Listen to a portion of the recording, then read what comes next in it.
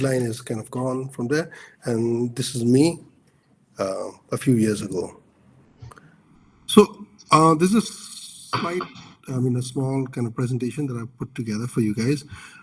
Conversations with the context. What does it really mean, and why are we doing this? The outline of this is why conversations with the context is because India's hills are fragile. The fragile hills and under immense pressure. And what is this pressure? The pressure is sometimes caused by the climate. I don't know if you've heard of this, but Sikkim, where I live, we had something called a glacial lake outburst. There was this incredible, flood. GLOF is when the entire, dam, it burst. It kind of, there was a glacier that, burst, and houses were destroyed, lives were lost, and it was a bit of a disaster. And this is what's happening in the hills.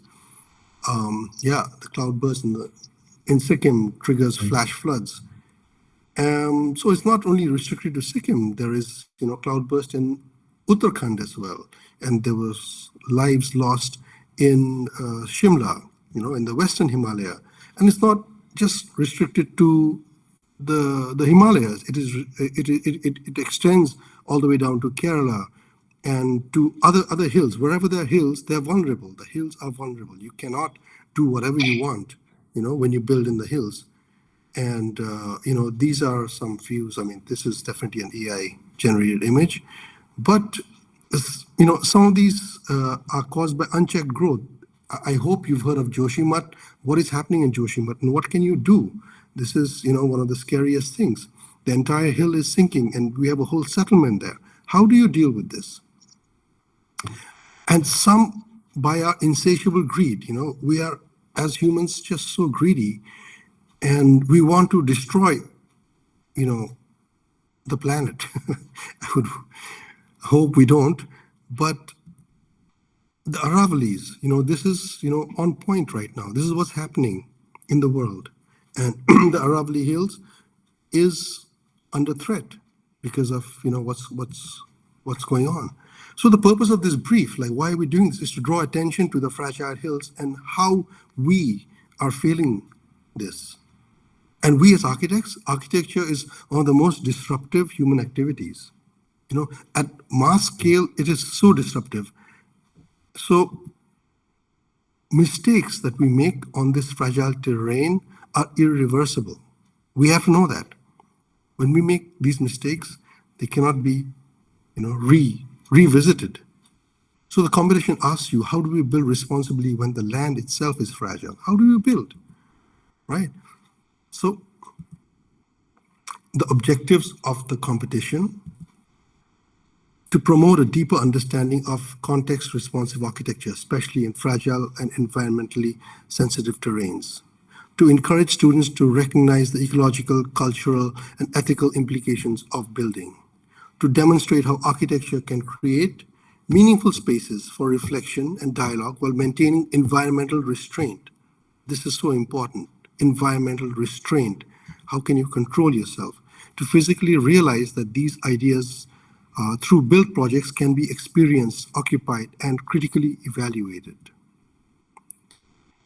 And especially for you guys, as students, to instill a sense of responsibility and accountability in architectural decision-making. Design is a series of decisions that you keep making. So context is not just climate. It's not just your site boundary. It's not just surrounding buildings. Context is also topography, It's also water systems and drainage. It's also ecology and vegetation. It's culture and collective memory. It's so rich. It's social practices. It's ethical responsibility. That's what this brief is for. It's, asking you to be responsible. I want to, just take you, there's a course that I am teaching at the Faculty of Design in CEPT University in Ahmedabad. So the way we look at context, because context is key here.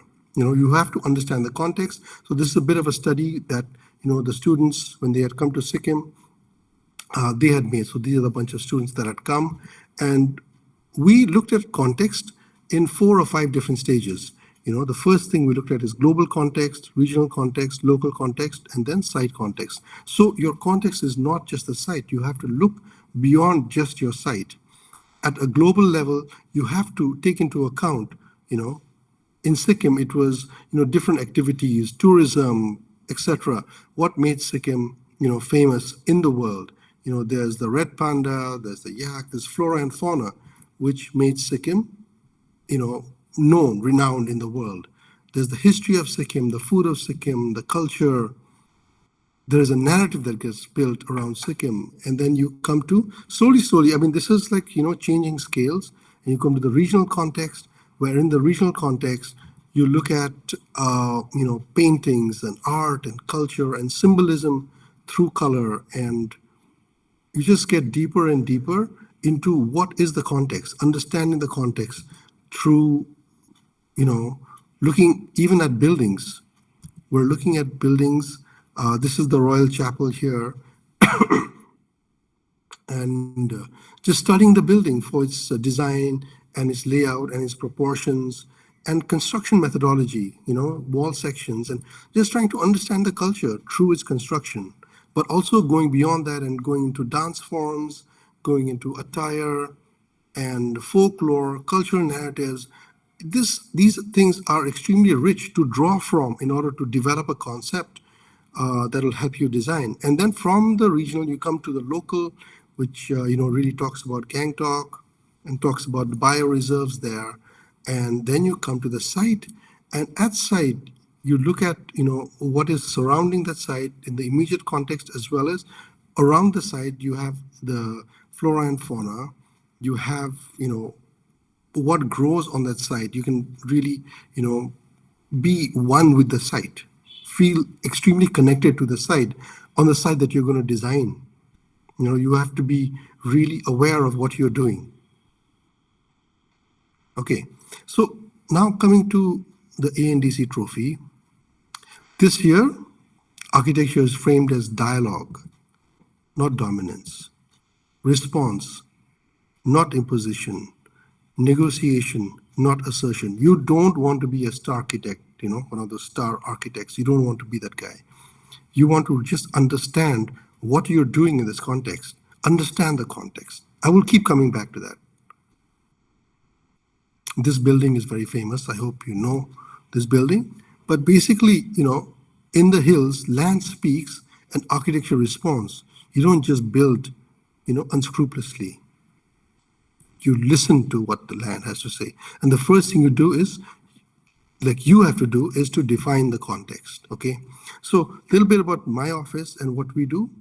Architectural form is shaped by its context. That's what we believe. Emphasizing a dynamic response to the surrounding environment rather than imposing a predetermined design.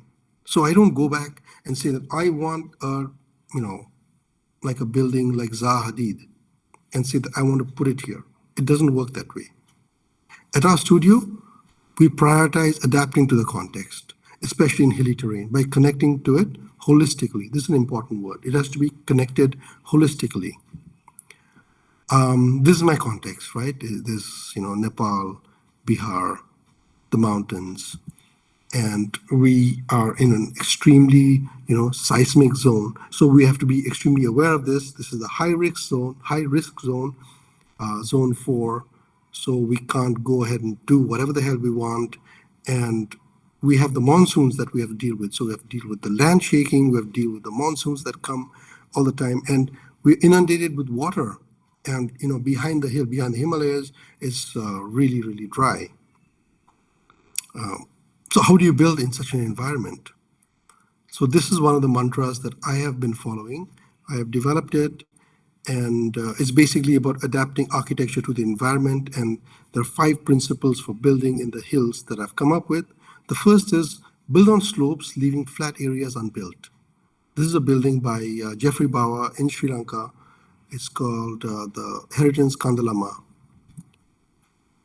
So this is what he has done. He hasn't built in the flat areas. He's just put his building up against the slope. The other thing is follow the sun and the contours, right? You have to know how the sun moves. This is a building by Studio Mumbai. 360 Leti. So suppose you have this is the slope. You want to cut it, right, to be able to make habitable spaces because you can't really inhabit slopes. And you come up with a building that could come something like this. This is the famous UNESCO laboratory workshop at Genoa by Renzo Piano. And then, when you have roof terraces, you make them into gardens. And this is, in a place where there are hardly any hills, but whenever you have a level difference, you want to make the building to connect to different spaces, right? This building basically is an art gallery which connects to different roads. So it connects to the context. It connects to the city that it lives in. It's not, isolated, just a building on its own. This is another example, the Neustadt's Gallery by James Sterling. So yeah, the 5 principles of building in the hills.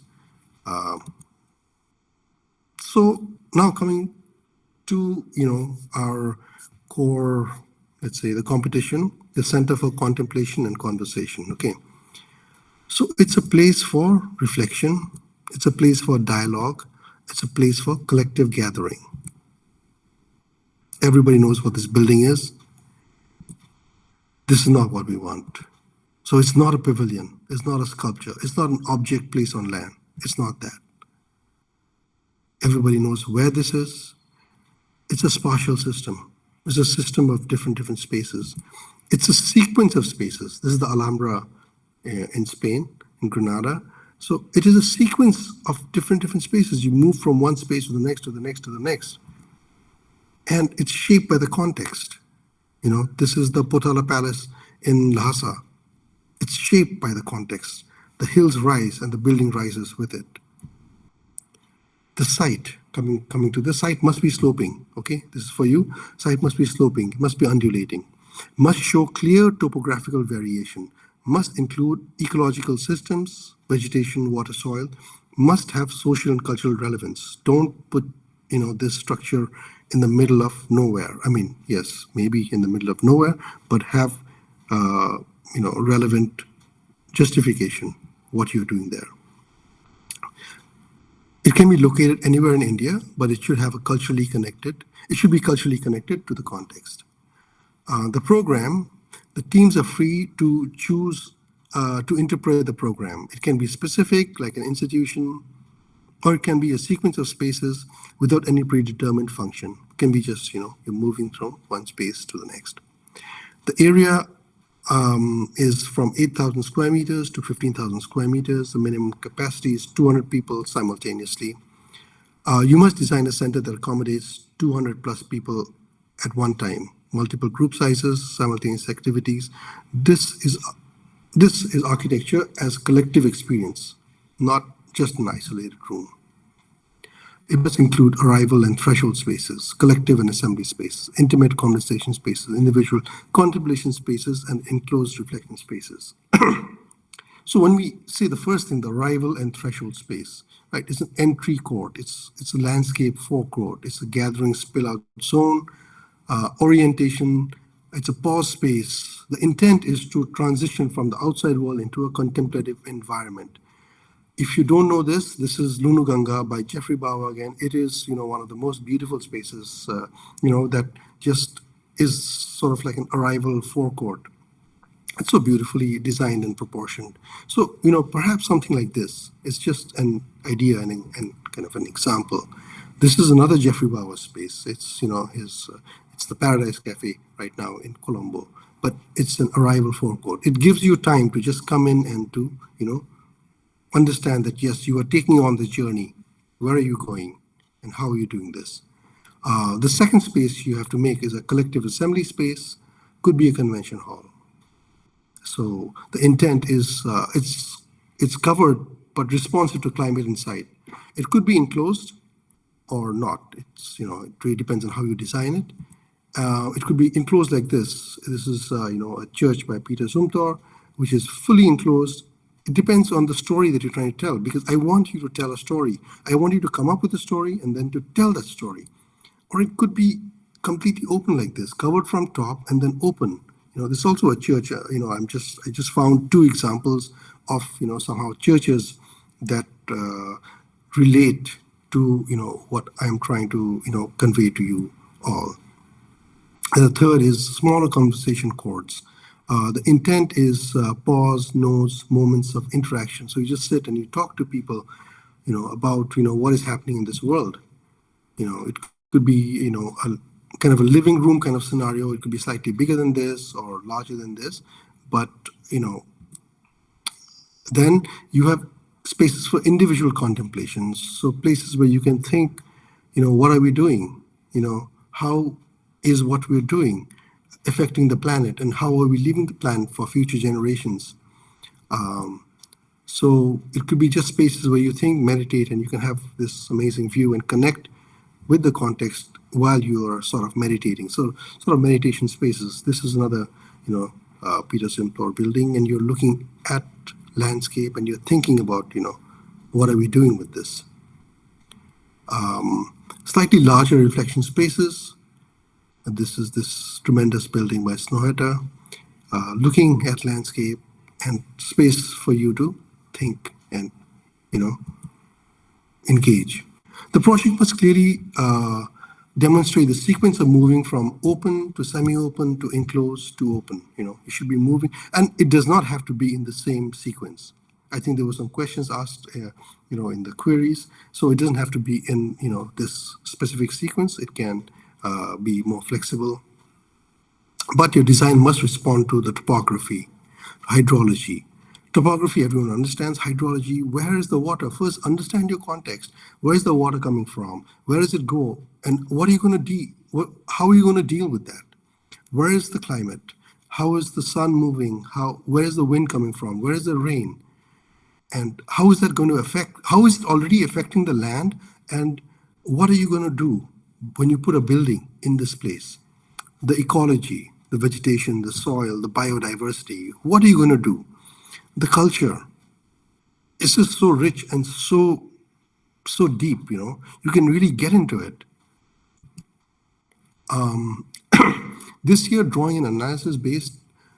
This year is drawing an analysis based. You must focus on thinking. So I really want you to spend time thinking, reading the site. So important. Reading the site, spatial logic, and you should have ethical clarity. Ethical, you should think for yourself, like, should you do this? Should you build a building so big? Should you make a building that is going to destroy the landscape? Or should you engage with the landscape? Should you converse with the landscape? Should you ask the landscape, what do you want? If I were to live on you, if I were to live on top of you, if I were to live with you, how would you want me to live with you? That is the kind of engagement that I would like you guys to understand. Your mandatory drawings, I'm not going to go through it. It's there. Site plan contours. Sorry, I'm going through it. Site plan contours, plans, long sections, short sections, anything to explain your design, And you want to, also get into structural and material strategy. You want to get into axonometric views to explain your design. You want to get into perspective rendered view to present your design, make it look extremely, nice. But more importantly than this, there needs to be analytical diagrams to show whether you've understood the topography and the slope, whether you've understood the water flow and drainage, you've understood climate response and the ecological impact and the mitigation of it.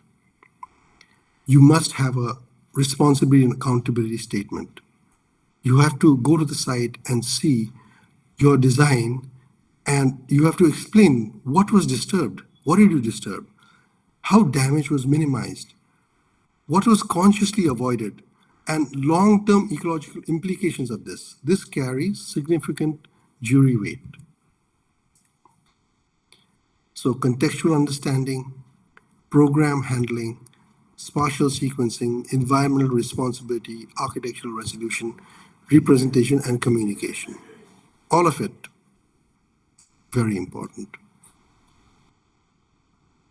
What the jury is looking for. The jury will ask you, does the land lead the design? Or does the design impose itself on the land? Could this exist anywhere else? So if you design something in the Aravallis, could it exist in the Himalayas? Could it? I don't know. Is restraint visible? Are consequences understood? Is this architecture responsible? You have to ask yourself. This competition is not about form making. It's about listening. It's about understanding. It's about responding. It's about being accountable. Important. Build relationships, not objects. Let the context speak. And you have to listen before designing. While you're designing this, think section before plan. Okay? When you're designing in the hills, this is something that in my final year jury, Professor Doshi told me. When you're designing in the hills, think section before plan. Hills demand sectional intelligence. Plans are not enough. You have to think in section. Let water be the design driver. Respect natural landform and watersheds. Let them guide you. Reduce footprint, increase sensitivity. Be sensitive to what's there. Impact is minimized not by size, but by placement and restraint. Build with the land, not on it. Build with the land. Let the architecture be derived out of what exists. Architecture is a sequence. It's not an object. You can design an object, but then your experience of that architecture is a sequence. It's from one to the next, to the next, to the next. It is not necessarily an object. Monumentality is not size. And cultural memory is a design tool. Most important. Silence is also architecture. What you don't build is also architecture. Not all spaces need to speak. Some must listen. How do you do that? So there are, some typologies that we had studied when we were designing some of the projects here. And, when you're building in the hills, some of the buildings that I found really interesting, some are like embedded in the ground. This is, there's something called Villa Valls. It's built into the ground. It's such a beautiful building. There's the Hill Country Wine Cave. It's built entirely like a cave. This is like one of the really famous, buildings that's built into the landscape. So you can, the way that you engage in this conversation, you can be immersed in it, fully integrate yourself into the hill. This is the Chichu Art Museum by Tarawando, where it is totally integrated into the hills. Or you can have them as sort of terraces. And again, the building is sort of subterranean. The building kind of disappears. You don't really see a building. The building is with the landscape, right? I mean, you can barely see the building. This also, the God and Dreams Resort. You can barely see the building. It's just a set of terraces that you see. And the Sian Memorial Park, it's just a series of buildings, a series of, terraces, And in India, we have Charles Correa who came up with this, with the Kovalam Resort. It's also, a bunch of terraces and rooms. It's a resort, so you have rooms that come out onto these terraces. And so one is you completely embed it, then you can sort of partially embed it. So there are some projects which are sort of partially embedded. And the way that you negotiate the slope, these are just examples that I'm just sharing with you of different projects that I found interesting, how you negotiate the slope when you're building.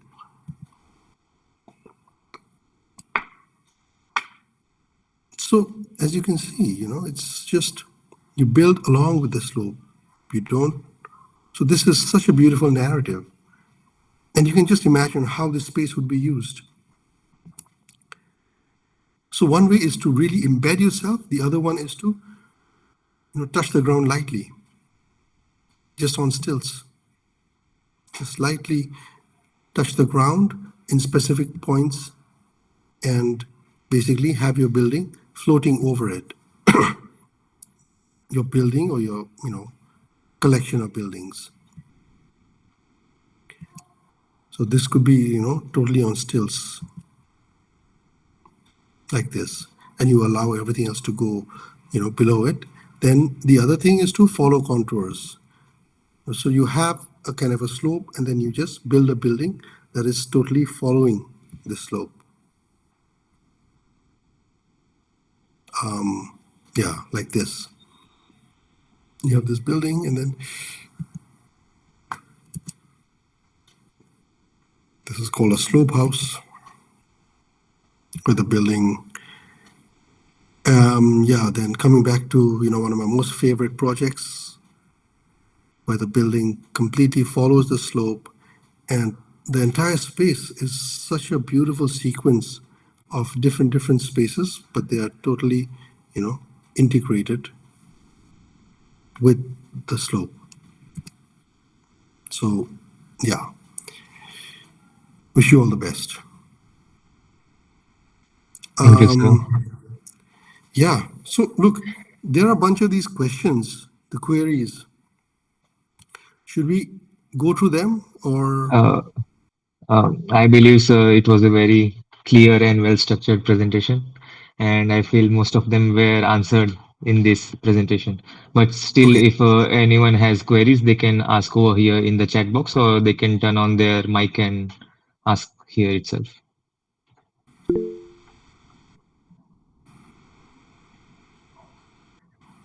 Yes, you can turn on your mic and speak.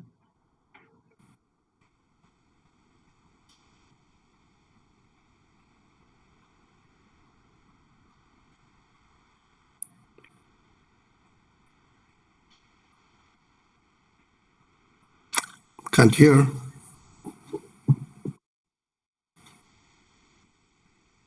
Is there a side limit? Nothing was mentioned in the brief. Yeah, there is, you know, if I can go through the whole presentation again, not the whole presentation, area wise, yes. So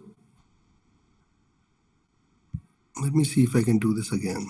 God, this was a real So it was nightmare. around 8,000 square meter to 15,000 square Yes, meter. yes. Yeah. Sorry, I'm not going to share this again.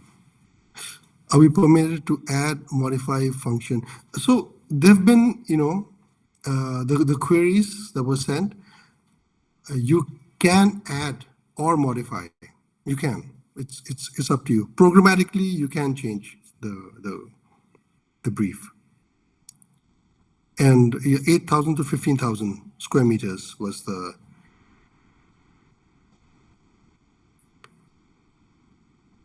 area, site area. Does contemplation focus more on environmental? What?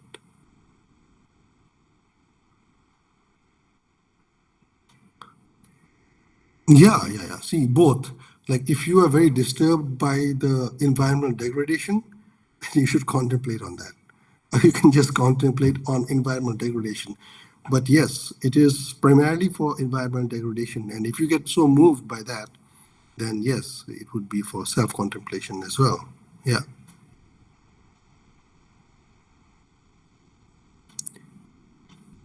Yeah. Okay. No, there is a limit to, the size based on the capacity, right? So there's 15, 30 people, there's, so based on the capacity, you will get what size. So I didn't want to make it too restrictive, tell you exactly this is this size, this is this size. Then it becomes like a kind of architectural program that you go there and use, I just give you a program and then you design that. No, I want you to think more. What is really required? What do you think is really required?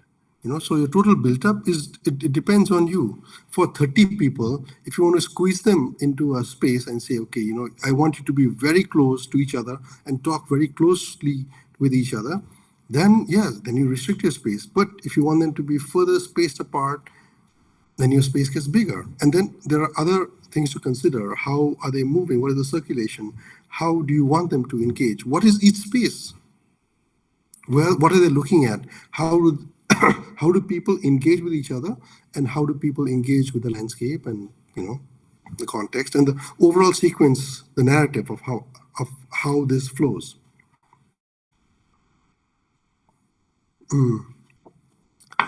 Okay, hang on. So, somebody, okay, wow, okay, there's a lot of questions. Jeez. Okay, this is done. Parking space. Bro, parking is like, you figure out, man, it's not about parking. Like, it's just think very differently, it's, yes, there is a kind of practical element when you deal with, parking. So just imagine, yes, there is parking, but it's not part of the program, you know. I would hope that you come by public transport, if there is. Is there a limit to total built-up area? So we're done with that. Should the space feel like secluded or commercial? It really should not be commercial. Really. It's not about, like, it's the opposite of being commercial. Are we supposed to strictly follow the available material and skill sets for construction, as I said, or can we introduce foreign technology and materials to it? So it's about the context, okay? It's about the context.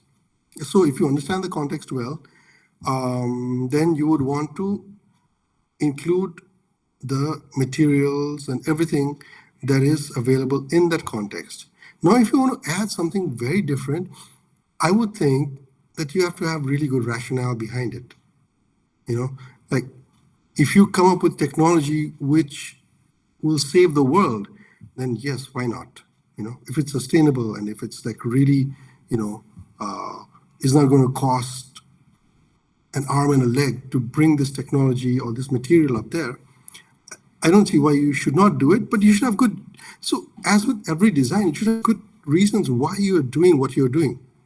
Every decision has a consequence. So what is the consequence of what you've decided? I have decided to bring and make all my chairs gold plated. It's a decision that you took, because you like gold or whatever. So it doesn't belong to the land, but you decided. Now you have to justify why should it be the way that you have designed it. Okay, so I think that kind of answers that. How much contour levels are required? This is also up to you, like it's hard to say. I don't want to specify again. You find a site that moves you. You find a site, if you find a site that that overlooks, a beautiful valley, if you find a site that overlooks, is part of a great forest, it's really up to you. How much contour? It should not be flat. Certainly, it should not be flat.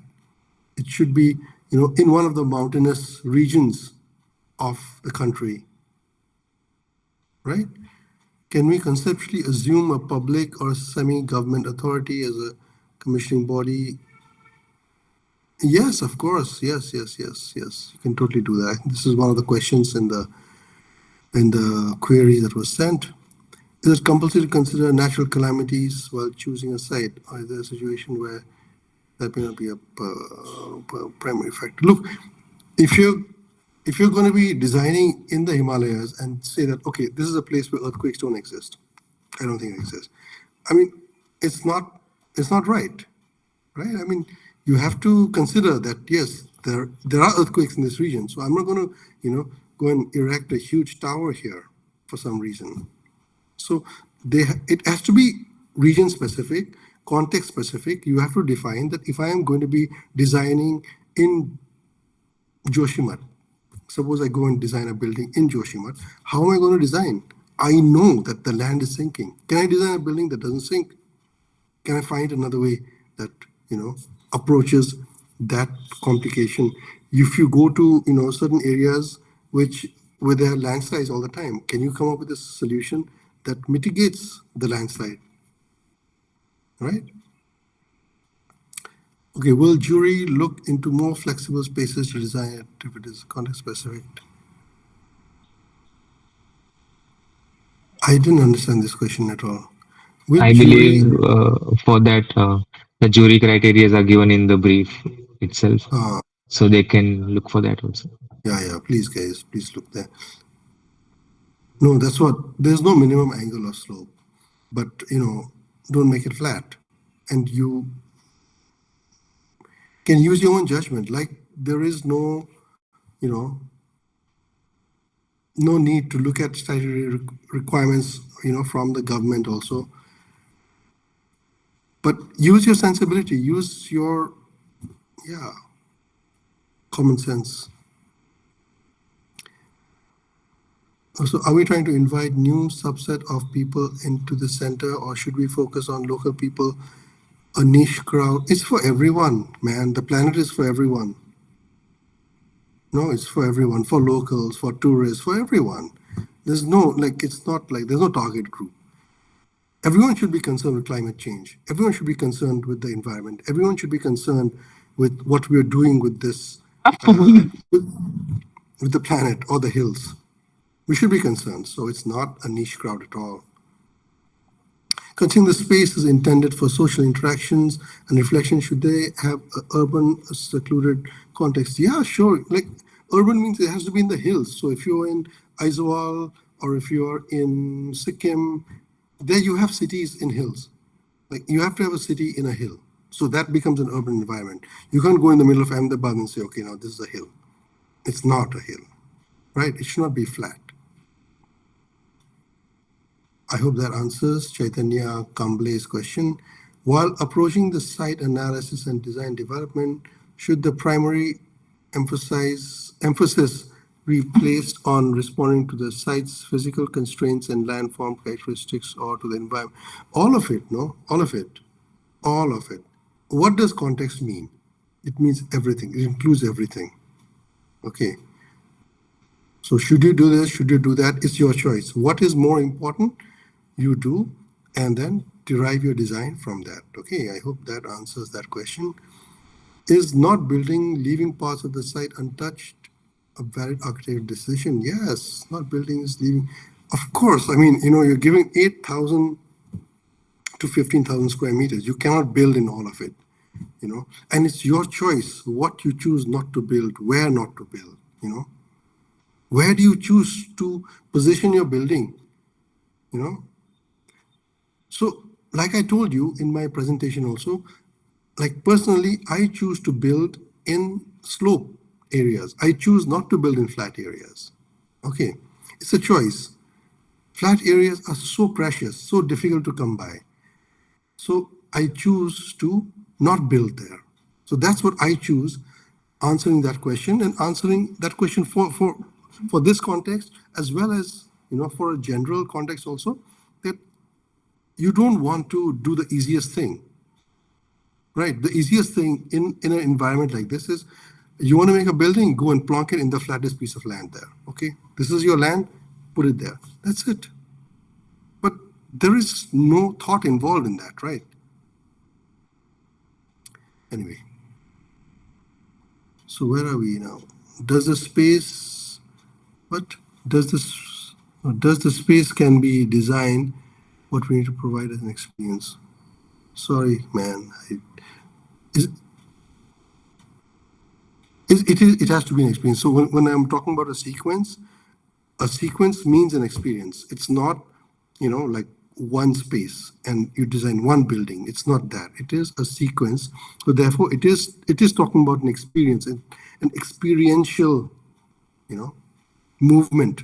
You have talked about movement. Okay. What does the brief mean by research center? Does it have in any way to be an institution? If you want, like I said, if you want it to be an institution, like I said, if you want to make it formal like an institution, you can do it. Or if you want to keep it just as a set of spaces that you move through without, just a kind of a meditation center, let's say, right? You can do that also. Do we need to provide open, semi-open, enclosed spaces at site level? Or yeah, I mean, that's the built-up. That's the built-up, okay. So you have to provide open, semi-open, enclosed spaces at site level, of course, at site level. Wow, there's a lot of questions. Okay, where are we?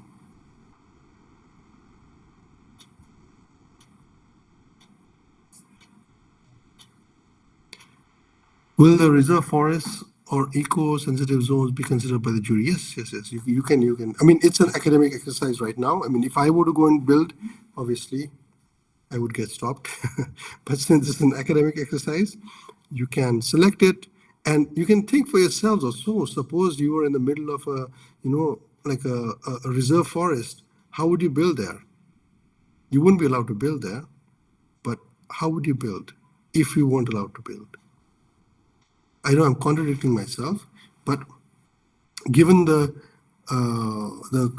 constraints listed down by the government, and you had to come up with a kind of an experience center in that place, because I know that these spaces do have buildings. You know, how would you build there? If you were in the middle of Kaziranga, in Guwahati, Kaziranga, how would you build there? Yeah, this is also one of the questions there. Are you supposed to build? So it's up to you. You can build in the eco zone or you can build out of the eco zone. It's up to you. If you want to build inside that environmentally sensitive area, you have to have a very sensitive concept behind it. Like, why are you choosing to build there? Can the site access be time of day specific? I don't know. Well, no. You can go any time of the day. Given that the specific spaces are assigned with defined occupancy capacities, we expect to design strictly according to implied area requirements, including circulation, or do we have the flexibility? You have a lot of flexibility. You have a lot of flexibility. Please, use your imagination, use restraint, What is expected from the booklet submission? I will just answer that in the, I've already answered that in the queries.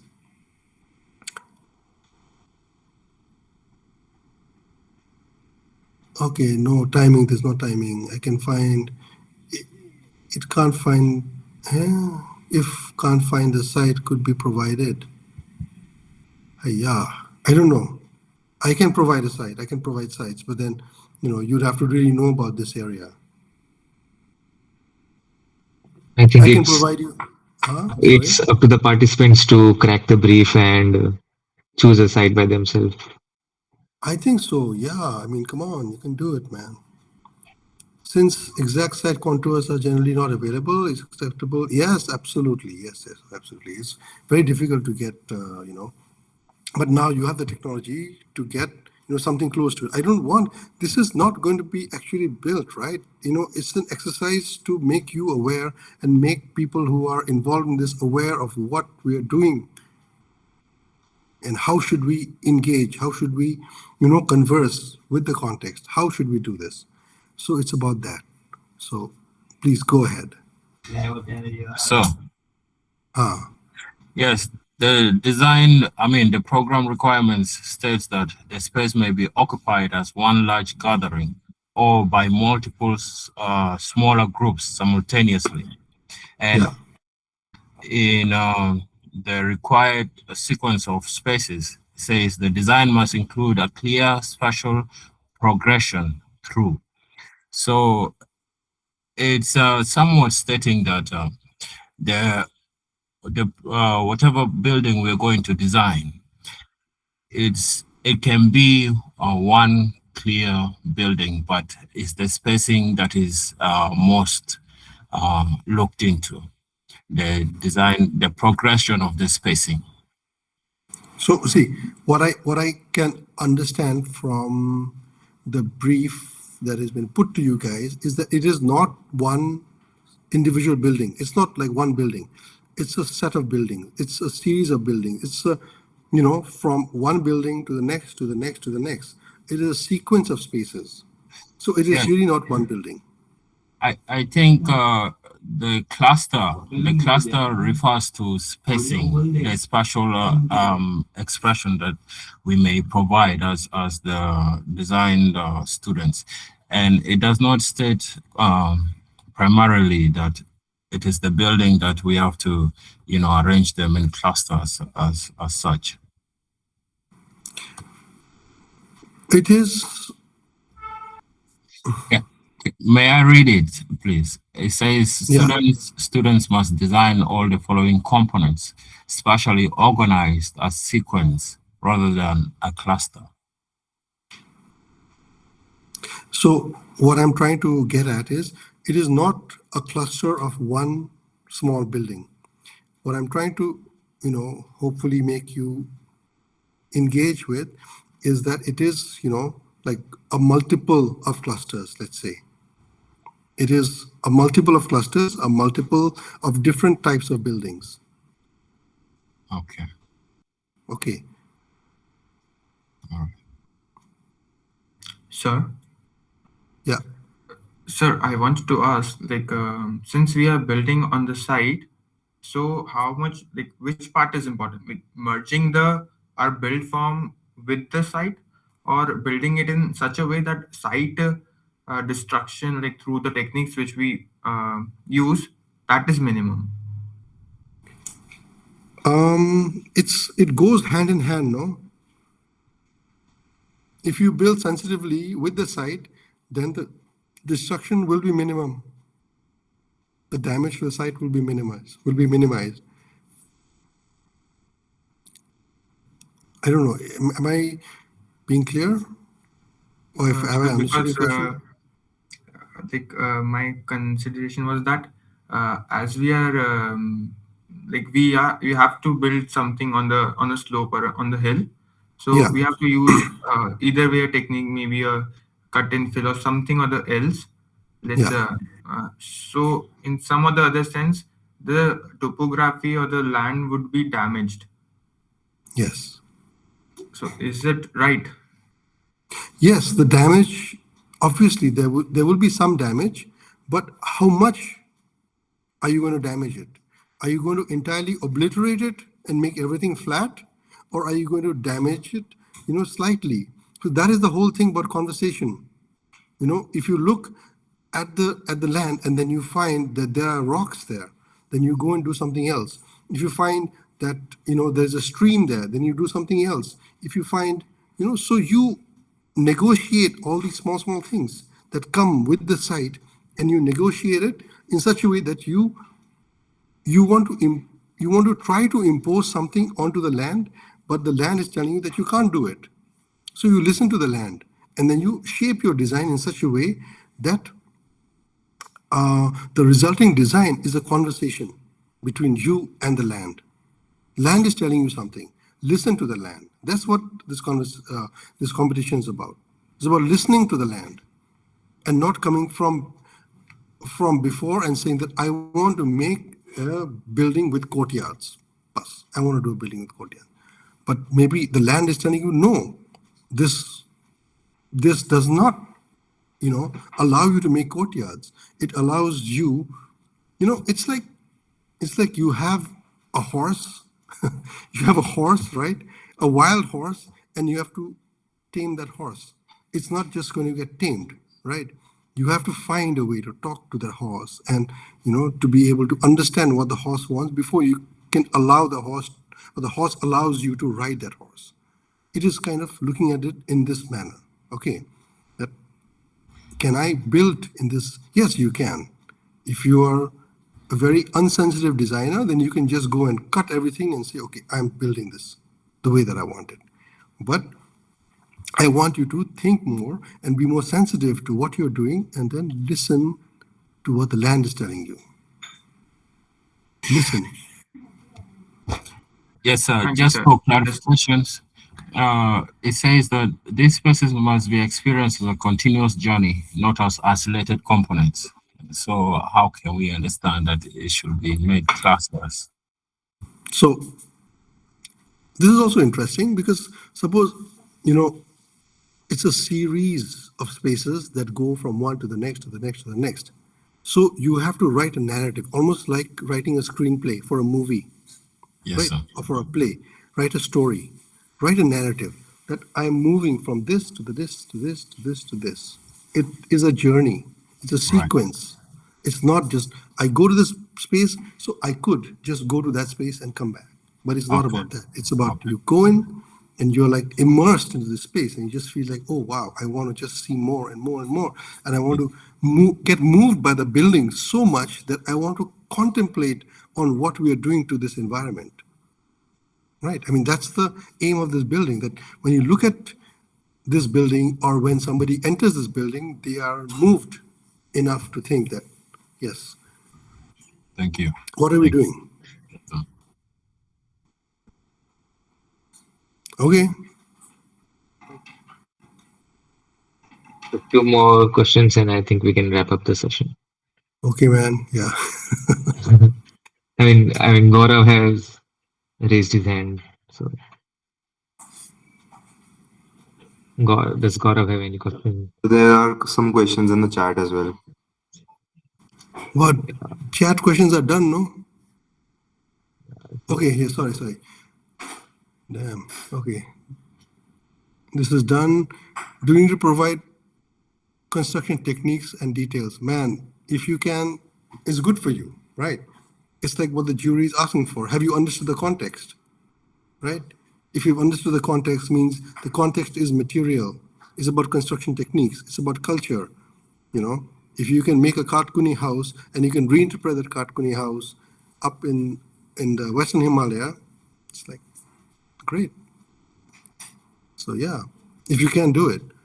While approaching the site, analysis and design development, should the primary emphasis be placed on responding to the site's physical constraints? Oh, we've done this question. Oh, is that, okay. In brief, it is said the structure, in the brief, it is said the structure should be permanent but also reversible. Reversible. So in the brief, it is said that the structure must not harm the landscape. It should be reversible in that sense. Like it should not be like a harmful thing to the site. It's in the construction part of the brief. It should minimize the impact on the land. I'm not sure about reversible. Is reversible your word, or Is is it there written in the that brief? the construction must prioritize reversible or low impact foundations where possible? Low impact foundation is fine. Structure should be permanent for sure. It's not going to be putting up tents and all and say, okay, this is my building.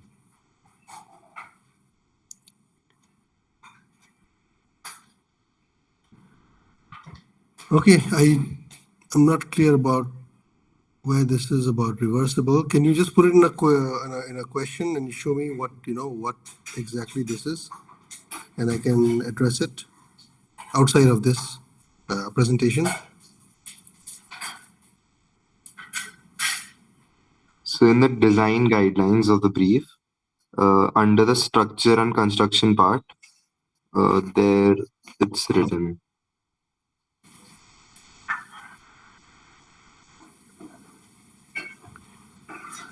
Okay, I will address it. Okay, let me just address the other questions. Does research center mean proper labs? No, it does not mean proper labs. It means, a place to contemplate. Can we also include night stays like hotels or motels if you want? I mean, not like a hotel, but if you want, a place to spend the night, I think it's fine. I'm not opposed to that. Yeah, so it's not about proper labs. So reversible, I don't know where that is, but yeah, it should be permanent structures. Okay, so if you want to embed your structure, then please go ahead. Sir, I have one more question. Yeah. So in the brief, it's written like what the jury must discourage under that generic forms imposed on terrain. Yeah. So what does that infer to? Generic form imposed on the terrain is basically that you have a slope and you just put like a box and you just put it there. without any thought. Okay, understood. Yeah. I mean, basically every decision that what is generic? Generic is things that are found everywhere, right? So it has to be specific. It has to be specific, and every decision, every, wall, column, retaining wall that you put there has to be thought about. Ki, why are you putting this?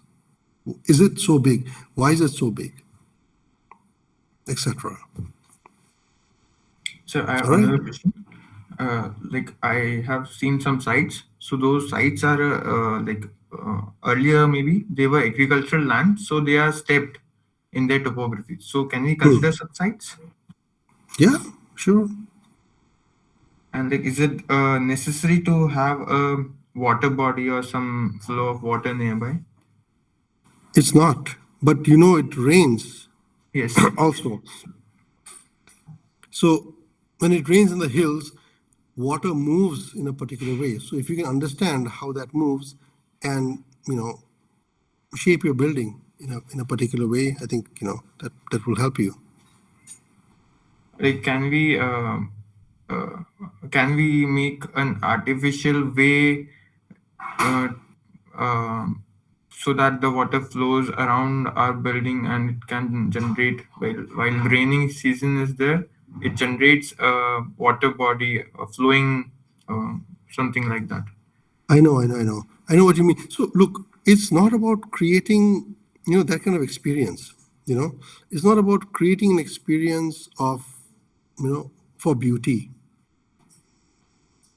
It's not about creating an experience that, it's for yourself also to be aware of what you're doing and to make other people also aware of what you're doing. It's more like an academic / museum or / research center, or a contemplative meditative center.